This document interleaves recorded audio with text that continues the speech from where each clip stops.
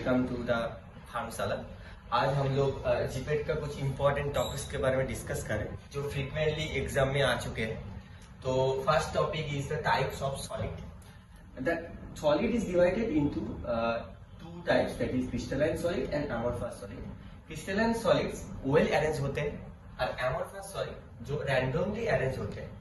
तो इसका melting point sharp होता है, बट इसका जो मेल्टिंग पॉइंट होता है वो इतना शार्प नहीं होता है, तो do not have sharp melting point ऐसे अमोर्फस सॉलिड। एंड जो क्रिस्टलाइन सॉलिड होते हैं वो सॉल्वेंट में लेस सॉल्युबल होता है, और अमोर्फस सॉलिड होता है जो सॉल्वेंट में मोर सॉल्युबल होता है, क्योंकि इसका कोई अरेंजमेंट इतना अच्छे से नहीं है। और क्रिस्टलाइन सॉलिड इसलिए स्टेबल होता है बिकॉज ये ऑयल अरेंज रहता है, तो इसलिए वो मोर स्टेबल रहता है। और इसलिए अमोर्फस सॉलिड लेस स्टेबल है बिकॉज इसका जो अरेंजमेंट है वो रैंडम है। तो that's why it is thermodynamically low energy. The crystalline solid is thermodynamically low energy, but amorphous solid that is thermodynamically more energy. And there is some example. इधर crystalline solid का कुछ example है, जैसे कि NaCl, sucrose, that's the example of crystalline solid. And इधर amorphous solid का कुछ example है, that is would, plastic, glasses. Next slide में हम लोग गैस लॉ के बारे में कुछ डिस्कस करेंगे। ये बहुत सारे फार्मेसी एग्जाम में आ चुका है। तो एक क्या पूछते हैं, इधर जो पैरामीटर है वो कौन कौन गैस लॉ में पैरामीटर कांस्टेंट रहते हैं वही पूछते हैं। जो हम देख रहे हैं जो गे-लुसाक लॉ में वॉल्यूम कांस्टेंट रहता है, और बॉयल्स लॉ में टेम्परेचर कांस्टेंट रहता है, और चार्ल्स लॉ में प्रेशर कांस्टेंट रहता है। ये सब इंपॉर्टेंट है तुम लोगों के लिए। तुम लोग याद रखो कि कौन कौन इधर पैरामीटर कांस्टेंट है और कौन कौन लॉ में वो पैरामीटर कांस्टेंट है। यही रिसेंट फार्मेसी एग्जाम में भी पूछते रहते हैं और बहुत सारे कॉम्पिटिटिव एग्जाम में भी पूछते रहते हैं। ये फार्मासी का मोस्ट इंपॉर्टेंट टेबल है। इधर से बहुत सारे क्वेश्चन आ चुके हैं, that is the angle of repose.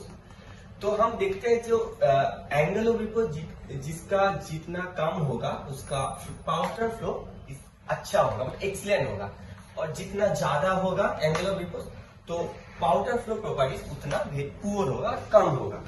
तो इधर टेबल में देख रहे हैं 25 to 30 रेंज में जो पाउडर फ्लो है वो एक्सीलेंट है, और 31 to 35 में दिखा रहा है पाउडर फ्लो गुड है, और 36 to 40 रेंज में वो पाउडर फ्लो फेयर है, और 41 to 45 में इस पैसेबल है, और रेंज 46 to 55 में वो पुअर है, और 56 to 65 में वेरी पुअर है, और ग्रेटर देन 66 हो जाए तो इसका जो पाउडर फ्लो है वेरी वेरी पुअर है।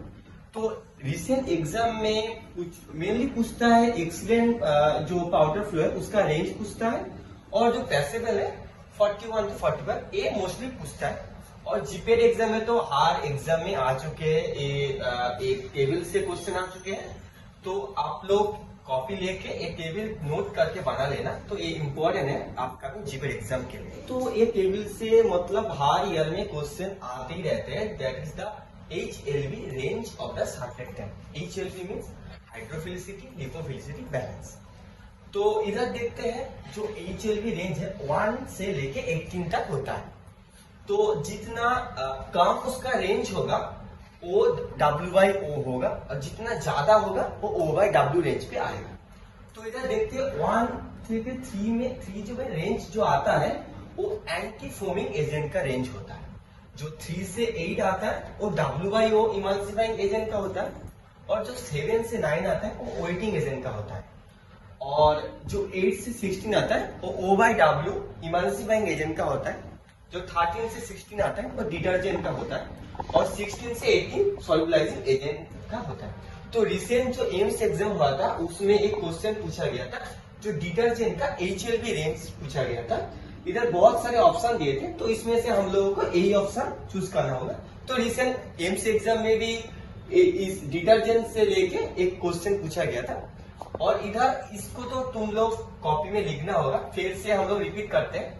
जो ए तो कम्स फास्ट आता है तो इसका 1 to 3 होगा। ए इससे तुम देखो ए मतलब एंटी फोमिंग एजेंट, जिसका HLB वैल्यू 1 to 3 आएगा।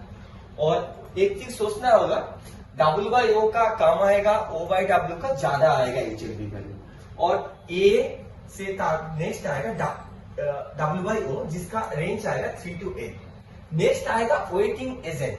तो वेटिंग एजेंट में क्या है, W फास्ट आएगा, इधर भी W है, तो WO के बाद आएगा W मीन्स वेटिंग एजेंट जिसका रेंज आएगा 7 to 9। नेक्स्ट आएगा जो O/W। तो ये सारे रेंज O/W के अंदर पड़ते हैं। जो O/W का रेंज क्या होगा, जो 8 इधर से खत्म होगा 8, तो 8 से 16 होगा O/W रेंज। नेक्स्ट आएगा डिटर्जेंट। डिटर्जेंट होगा, ये तुमको याद रखना है 13 to 16, that is the value of HLV value of detergent. ये तो मैंने रिसेंटली बोला है तुमको, एम्स एग्जाम में, एम्स 2025 एग्जाम में आ चुका है क्वेश्चन। और जो सॉल्युबलाइजिंग एजेंट का जो ये होगा वो सबसे हाईएस्ट होगा, दैट इज 16 to 18। मतलब ये तो सबसे लास्ट में आता है अल्फाबेट के लिए, अल्फाबेट का लास्ट में आता है, तो इसका तो यही पकड़ के तुम देखो, इसका HLV में ज्यादा होगा। ये सब याद करो और ये सब बहुत इंपॉर्टेंट है। HLV वैल्यू तो मोस्ट स्टेबल होता है, ये लेस स्टेबल होता है, ये थर्मोडायनेमिकली लो एनर्जी होता है, ये थर्मोडायनेमिकली मोर एनर्जी होता है। इसका जो एग्जांपल होता है NaCl, सुक्रोज, और इसका जो एग्जांपल है वो वुड, प्लास्टिक, ग्लास होता है। जो नेक्स्ट आएंगे हम लोग गैस लॉ में। मैंने बोला है गैस लॉ में मेनली आता है जो जिसका पैरामीटर कांस्टेंट है, मतलब लॉ के बेसिस में कौन सा पैरामीटर कांस्टेंट है। जो मैंने बोला है गे-लुसाक लॉ, उसमें वॉल्यूम कांस्टेंट है, और बॉयल्स लॉ में क्या है, टेम्परेचर कांस्टेंट है, और चार्ल्स लॉ में क्या है, प्रेशर कांस्टेंट। ये भी इंपॉर्टेंट है। नेक्स्ट आएगा एंगल ऑफ रिपोर्ट। ये तो मैंने बोला है मेनली पूछता है जो फैसेबल जो पाउडर फ्लो है और एक्सीलेंट के बारे में बहुत ज्यादा क्वेश्चन आता है। तो मैंने बोला है कि जितना एंगल ऑफ रिपोर्ट कम होगा उसका फ्लो प्रॉपर्टी ज्यादा अच्छा होगा। तो देखो 25 to 30 में एक्सीलेंट होगा, जब बारी जाएगा 66 में आएगा तो वेरी वेरी पुअर होगा। 31 और 35 में क्या होगा, गुड होगा, और 36 to 40 में क्या होगा, फेयर होगा, और 41 to 45 में पैसेबल होगा, और 46 to 55 में क्या होगा, ये पुअर होगा, और 56 to 65 में क्या होगा, वेरी पुअर, और जब 66 से ज्यादा होगा तो बहुत ज्यादा पुअर हो जाएगा। ये इंपॉर्टेंट टेबल है जो तुमको याद रखना है। और मैंने बोला ये तो बहुत इंपॉर्टेंट है, जो HLV रेंज के बारे में पूछा है सरफेस टेंस का। मैंने बोला है A कम्स फर्स्ट, तो इसका HLV वैल्यू सबसे कम होगा, जो 1 to 3, और A सबसे अल्फाबेट में सबसे लेट आता है, तो इसका HLV वैल्यू बहुत ज्यादा होगा, तो 16 to 18। Mainly HLV value belongs करता है 1 to 18 के रेंज में बिलोंग्स करता है, मतलब अंदर रहता है।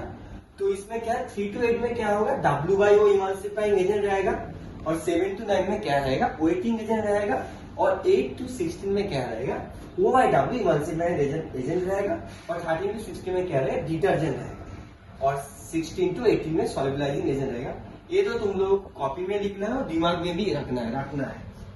और मैंने बोला है डिसइंटीग्रेशन टाइम टेबल के बारे में, जो डिस्पर्सेबल टैबलेट का उसका 3 मिनट होगा, इफर्वेसेंट टैबलेट का 5 मिनट होगा, अनकोटेड टैबलेट का 15 मिनट होगा, फिल्म कोटेड का 30 मिनट होगा। तुमको देखना है IP और USP में क्या वेरिएशन है, वो तुमको देखना है, और क्वेश्चन पेपर में देखना है क्या पूछा है, IP में पूछा है और USP में पूछा है, उसका बेसिस में तुमको आंसर देना है।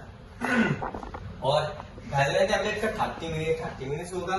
शुगर मैंने बोला है एम्स एग्जाम में रिसेंट एक जो एग्जाम हुआ था 2025 का, उधर शुगर कोटेड टैबलेट का डिसइंटीग्रेशन टाइम के बारे में पूछा था, जो है 60 मिनट्स, और इंटरइकोट टैबलेट का IP में 2 आवर्स और 120 मिनट्स होगा, और USP में इसका जो टाइम होगा वो 1 आवर होगा। Thank you, all the best for your upcoming GPAT exam.